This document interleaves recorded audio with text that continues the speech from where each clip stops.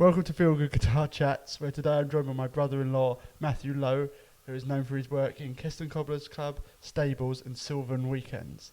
Thanks for joining us, Matt. Thank you for having me. Cool, so as we've discussed off of camera, I kind of want to talk to you about where you got to kind of in terms of your music career. Playing guitar obviously is a big part of it now, but I know it's not always been. I know a bit more about your background being in the family, so more for people who might be watching, kind of how did you get to where you are and kind of what led you playing music and gigging and all that kind of thing.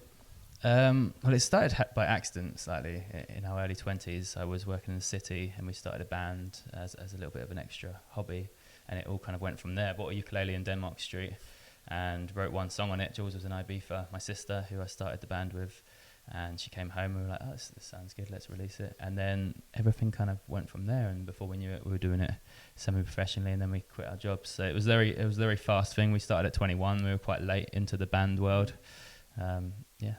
So the ukulele was the start, but obviously I know your dad, Eric, has lots of instruments, so I know his guitars were a big part of it, but originally was it just a ukulele and that's what started it for you? I mean, yeah, the very beginning was years ago. My mum on accordion, my dad on guitars, so he had lots of guitars, and I was on trumpet. So from a very young childhood point of view, had a lot of music in our family.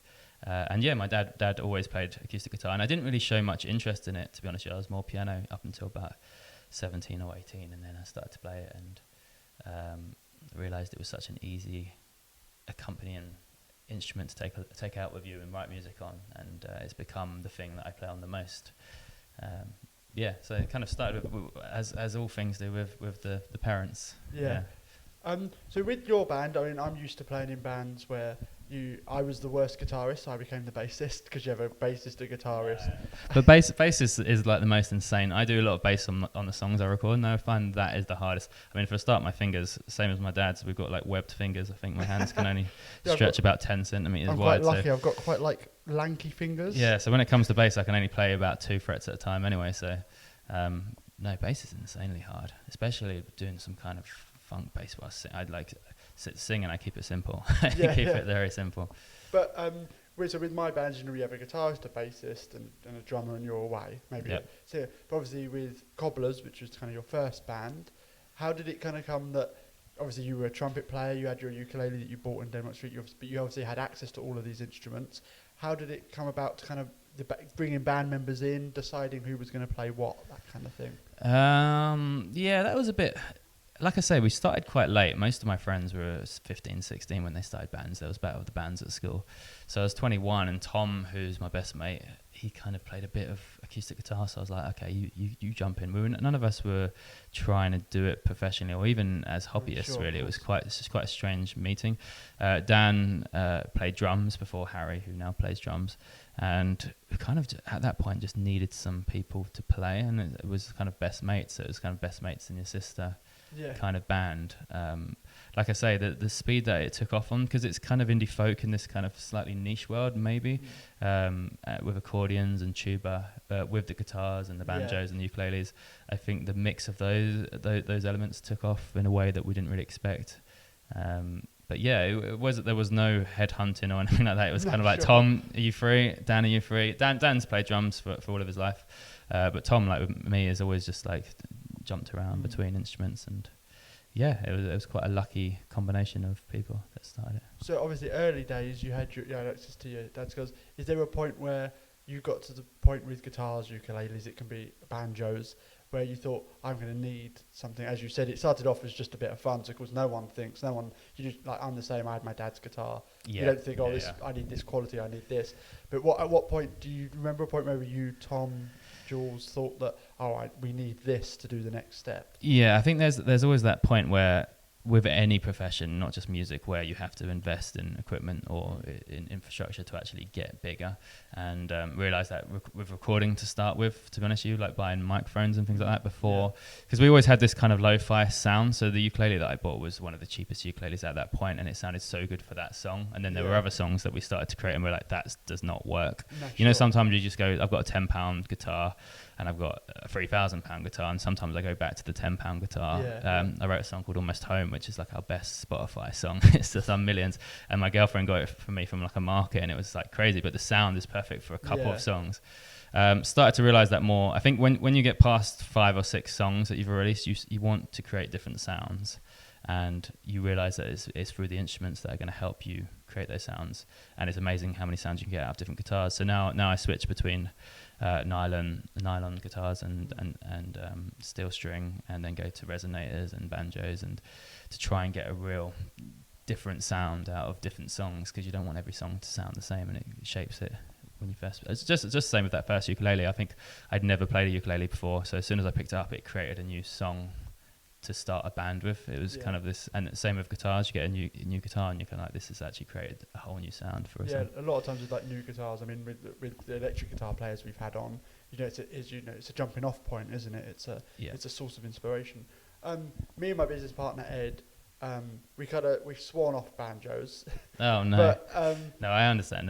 Most people do. We've ended up selling quite a few actually, which is fun. It's one of those things where like we don't want to get involved, and then every time someone offers to sell one through us or sell one to us, we end up taking it. So, with the banjo, did your dad already have one?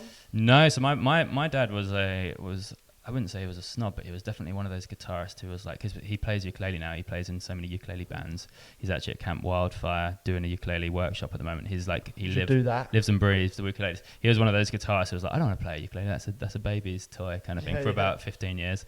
Finally played it and was like, oh, I can actually like do so much on this ukulele, and started. So for me, the banjo was something I can't remember. There was a point where I just wanted to surround myself with new instruments, because I knew that I'd write new songs from those instruments. It just kind of gives you that fresh thing.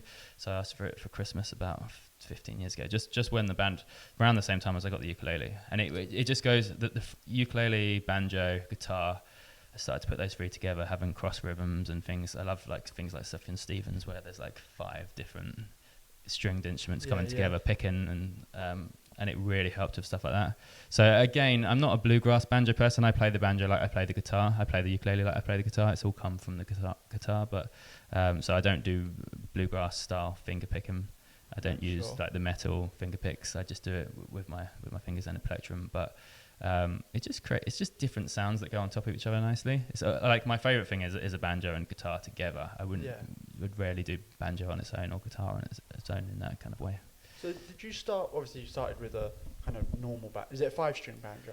Yeah, it's a 5-string. But sometimes when I lose the 5th string, every now and then, I just leave it off, because it's one of those ones that, like, if you're a guitarist, you don't really understand the point of it. No, it's just kind of like there, kind of getting in the way. So I can go for a good few months normally on my acoustic one without replacing it, kind of being like, I don't need it. But so when did you switch to electro? Was that quite quickly? Did you find you needed to switch to electric? We had to, just because it was a nightmare to mic up a banjo. It was the skin. It was just, my dad did it because he's a bit of a whiz with electronics and guitars, and he put a pickup on it, but the pickup just didn't work. It wasn't.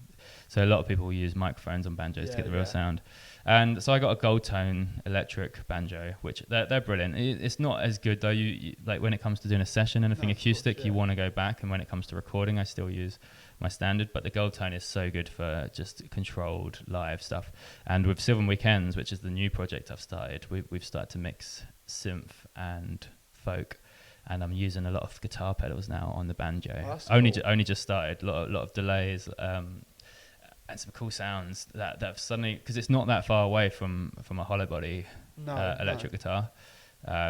It's a little bit more trebly, a little bit more twangy, but you can do quite a lot of cool stuff. So I'm starting to experiment with that. So the tour that I'm about to go on, I'm going to do some pedal stuff with the banjo, which is quite interesting because I don't see it that often, especially in the UK. There's not many people doing banjo stuff that isn't bluegrass or the kind of the standard stuff you'd expect. So, looking forward to trying that. Live for Cobblers, your guitar, banjo, and uke during a set normally? Yeah, I mean sometimes I dabble a bit on things like accordion, but like I always think like it's probably quite silly. I like to do a bit of everything. Yeah. But I'll switch for one song and be like, I played that rubbish because I don't play it. Like it is always, if you stick, there's a reason why people normally stick to one instrument and like master it. I've never mastered an instrument because I like to jump around.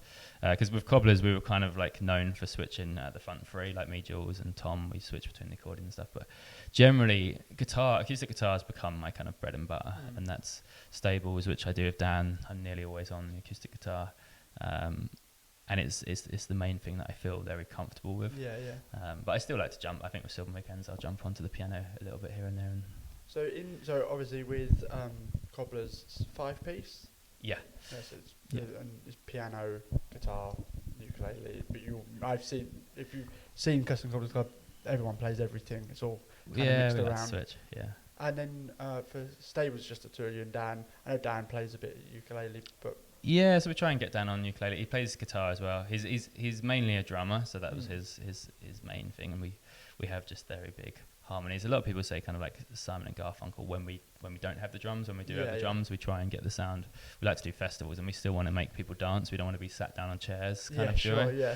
So, which is hard though, because obviously when you've got an acoustic guitar and you've got a drum kit, you're very treble heavy, and it would be lovely to have a bass in those situations, but by not having a bass, we have so much freedom in the way that we play, and also being able to just jump around, go play acoustically under bridges and people's living rooms and stuff. We don't have to worry about any kind of plug-in situation. And in your new band, is it a pretty set lineup, or is it similar to the other two, where everyone kind of pitches in and It's similar. Me and Freya write together. We co-write, and it's for the first time in my life, I've fully co-written with someone. So our songs, you can literally be like, that was my verse, and then she put the chorus on, and then we came together on, which is very rare. Like me and Jules co-write to a degree, but we normally have our own songs that we've done most of it. So the idea was to have a fusion, because I love Daft Punk and Fatboy Slim and Lemon Jelly and dance music that normally has melodies on top or has other elements, and so does Freya. So we were kind of like, we want to do something like that, but we don't want it to be this kind of just samples. We might as well just be DJs at that point. Sure, so we want it to feel real, which is hard. It's a big challenge at the moment, because there's only 3 of us.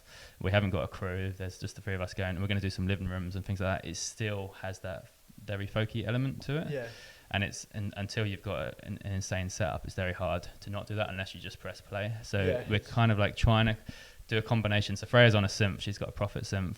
And that combines with me on acoustic guitar and banjo, and then Dan on drums. He's got a Roland little pad thing to add a bit extra.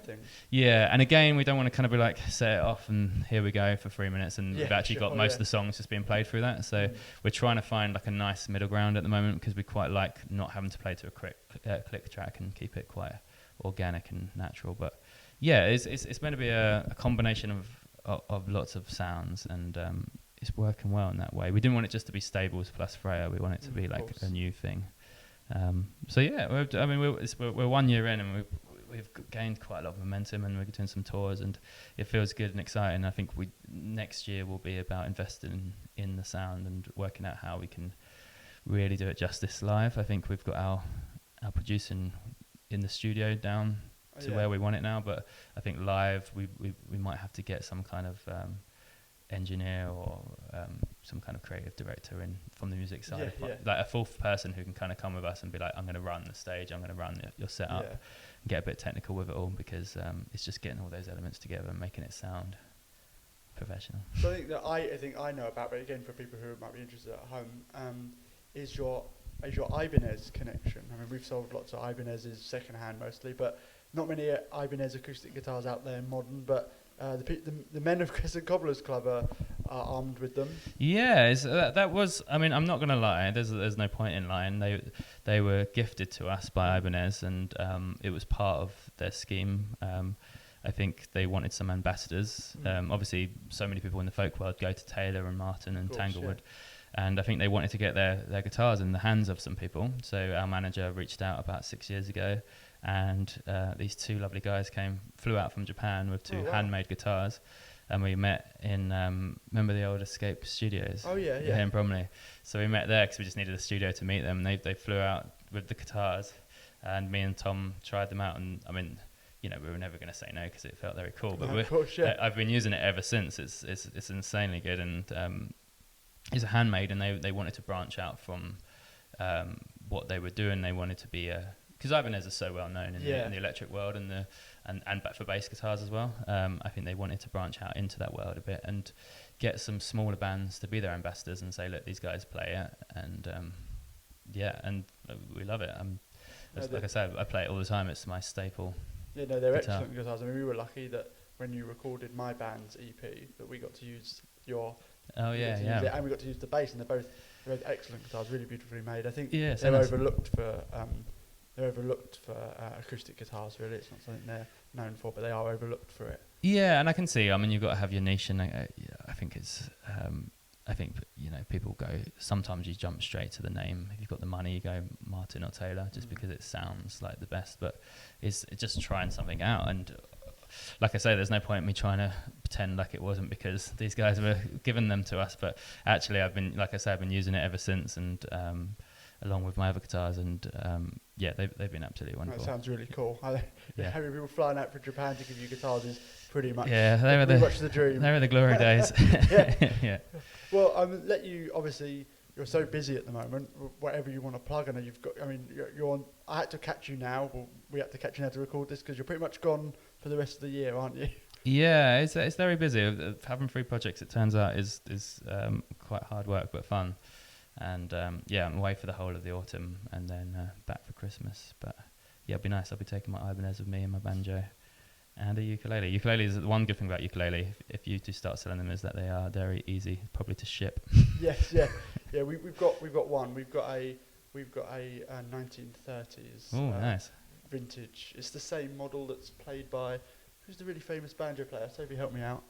The really famous banjo player from the First World War. Second World War, maybe, I don't know. Cleaning windows. Yeah. George Formby. It's the same model that he used. Yeah. And it's an actual 1930s one. That joke went straight to you safely. Yeah, your ukulele legends. It's not quite a tenor one. It's not like quite a tenor from your local music shop. It's a bit of an expensive collection. Yeah. So Ukuleles are crazy, the amount they change in Tombra between like a small soprano and suddenly having like a concert ukulele. Like the difference between a £30 and a £200 ukulele is so different.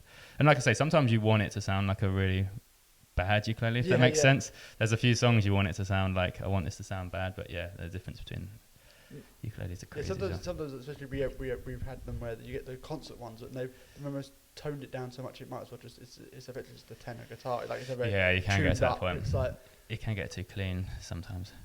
Yeah. But so I'll just let you plug what you want to plug for the end of this. I don't know how many people are going to watch this, but thank you. Well, no, I'm in stables and too many bands now. I always like think who to plug. I'm like, if you like your big band, your folky band, big folk tubas, accordions, and you want to have a party, Keston Cobblers Club. Duo, that's a bit more Simon & Garfunkel, Lumineersy, a bit more kind of like stripped down stables. And then finally, if you want to mix that with some synthy electro sounds with some female vocals in, Sylvan Weekends. But yeah. Perfect. I think that's good. And check out Matt's session with us that we recorded earlier on our YouTube. Thanks for watching. Cheers. I don't know, it's all gone completely wrong. This is the easy bit.